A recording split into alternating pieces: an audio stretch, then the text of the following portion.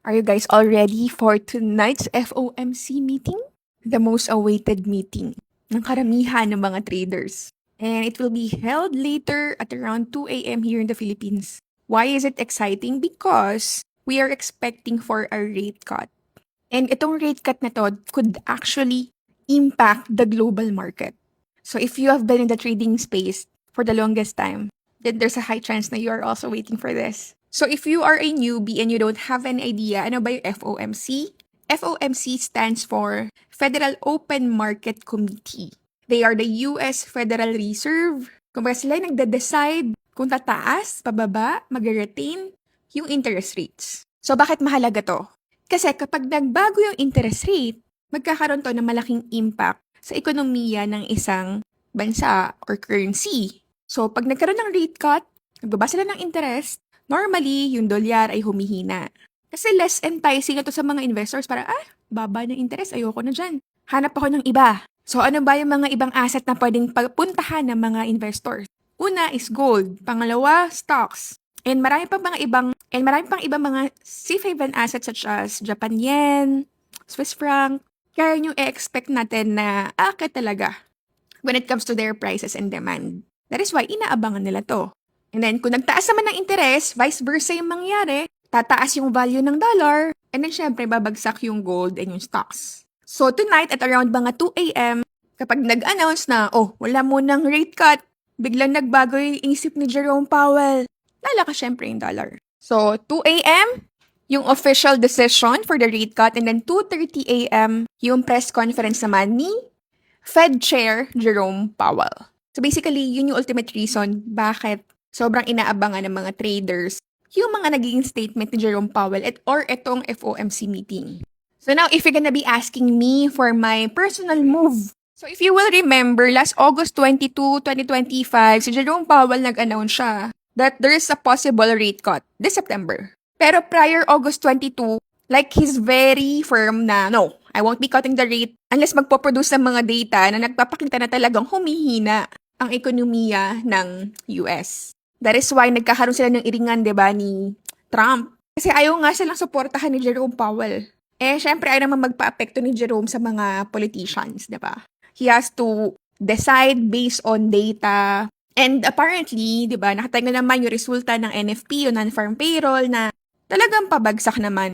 And umuunti yung mga nagkakaroon ng bagong trabaho, walang masyado nagkakaroon ng increase sa sahod, bumabagal din yung mga business activities. So basically, overall, growth ng US is pabagsak.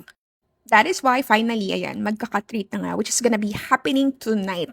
So ngayon, the question is, so coach, magbabay ba tayo? Kasi may potential palang umakyat eh.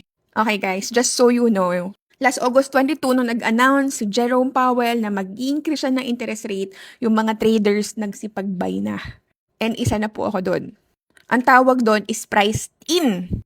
Nauna na, chismis pa lang, chismax pa lang. Nagbilihan na. Kumbaga, kung may bagong labas na iPhone 17, hindi pa nare-release sa Pilipinas. Naka-reserve na yung iba. Ganon. Same with this. Hindi pa na-announce yung rate cut, yung mga traders naka-buy-in na.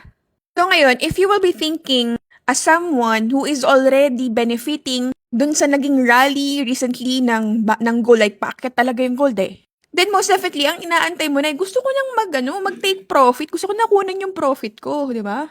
Now, there's a high probability na what if pag-announce na Jerome Powell na okay, we're cutting rate, biglang mag-take profit yung mga nauna na nag-buy-in, di ba? So magkakaroon ng sudden drop sa market. So instead na, say for example, ikaw ngayon ka lang nag-buy and you're expecting na yung market would go up, lahat kami naka-buy na last month pa lang. Mag-take profit na kami ngayon. So, ang mangyari sa pera mo, mag-draw down ka, or worse, baka masunugan ka pa. That is why you have to be very careful. Kung ngayon ka palang papasok, then might as well manage your risk. Apply proper risk management. Yung mga lot size nyo, guys. Mamaya nag-expect kayo na, bulong sa ito paakyat. Mag-all in ako dito. Guys, mag-ingat kayo. Always remember. So, during the time na nagkaroon ng announcement, na mag-rate cut nga, nag-open na ako ng mga buy positions ko sa mga accounts ko. And one of those accounts is, itong ginamit ko nga, actually, itong account na to, this is live account from XS. And ito, naka-live to sa MyFX Book, so makikita nyo yung performance nito.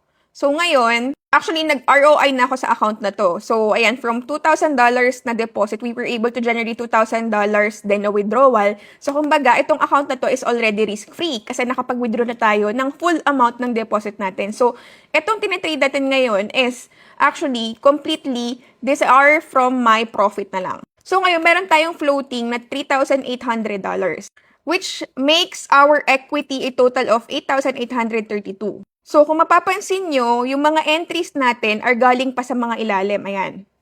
So, meron tayong entry sa mga ilalim pa. Dito, meron pa tayong entry sa 3420. Dito sa 3479. Meron tayo sa 3605. Diba? Dahil nagpa-price in nga tayo because of the chismis, diba, na magkakaroon nga ng rate cut.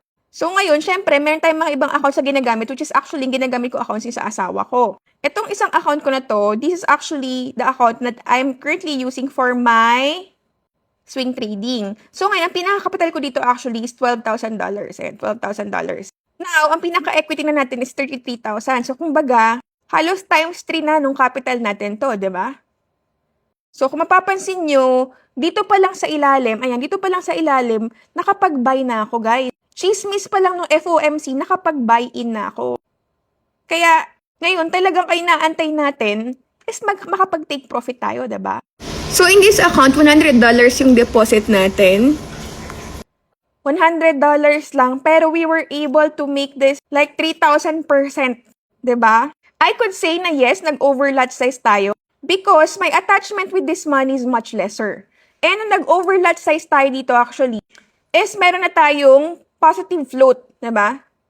That is why ito, I'm very much confident na kahit i-close ko na lahat to, goods na ako kasi, kumbaga, $100 lang naman to eh, pero nagawa ko siya magkano? $4,000 na siya kasi magkano na equity na, and then 3,200, diba? Sobrang happy na tayo dyan. So ngayon, ang goal na lang natin dito is mapalaki pa natin na mapalaki to through discipline, proper risk management, and consistency. So itong tatlong accounts na to, nag-run to. And ang pinaka naging ultimate basis natin, ang lakas ng loob natin for this is, syempre, yung rate cut. And of course, yung sudden breakout sa daily time frame sa gold. So, pinagsama at kinumbine natin yung fundamental analysis at technical analysis, which is sobrang importante na alam nyo kung paano yan pagsabayin basahin. Kasi kapag may isa lang kayo dyan na hindi nyo kinonsider, there's a high chance na syempre, baka masunugan pa kayo or mabawasan yung capital nyo, diba? So ngayon, yung pinag-uusapan natin about news, this is fundamental analysis. Inaaral natin yung macroeconomics. Kapag pag-uusapan naman natin is about chart, about price movement, about mga indicators, breakout, trend, ano naman po yun? Technical analysis naman po yun. So kung titingnan naman natin is chart, valid ba na nag-buy tayo doon? So ngayon, tingnan natin yung chart. So as you can see, sa daily time frame, for how many months ranging yung market? Okay? Nag-bounce siya pataas dito, and then bumagsak ulit. Nag-bounce siya pataas, then bumagsak. Diba? Nag-bounce pataas ulit dito, then bumagsak dito. Nag-bounce, and then bumagsak ulit dito. So, this goes to show na we have a strong resistance here and a strong support here. So, kumbaga sa bahay, ito yung iyong sahig, ito yung iyong bubong. Now, during the time na nagkaroon ng announcement sa possible rate cut, nagkaroon na ng rally and paakyat. So, ngayon, ito, for how many times, di ba, nire-respect niya tong resistance. But, however, this time, binasag niya na. Ayan, binasag niya na. Boogs. Nung binasag niya na to, nung nakita nyo ng binasag to, meron na tayong indication na, hala, malakas na yung mga buyers in control right now. So now, technically speaking, for the longest time, fully supported yan ng ating resistance. Ayan, bloke yan na mahirap basagin, pero finally, binasag niya na. So this gives us a signal na, okay, mag-buy na tayo. This is what we call breakout. Nagkaroon ng breakout dito, binasag niya to, so we have a potential opportunity to buy. And then na nga po, umakyat na siya ng tuluyan. So both technical and fundamental supported yung bias natin na, okay, let's go buy. So imagine niyo, last month pa lang, basag na yung resistance, nag-buy na yung mga trader. So kumbaga naka-price in na, naka-buy in na. Now, ang goal ng mga traders is to take profit. That is why right now you have to be very careful if you will be buying during the FOMC. Because there's a high chance na magkakaroon ng sudden drop. So if I were you, just keep your lot size small. Kung meron kayong mga swing trades, I'll be closing 70% of my stock. So, ayun na guys. I hope somehow nakapag-give ng value sa inyo and magkaroon din ng impact sa trades nyo. So good luck everyone! Sabay-sabay tayong magpuyatan. Thank you!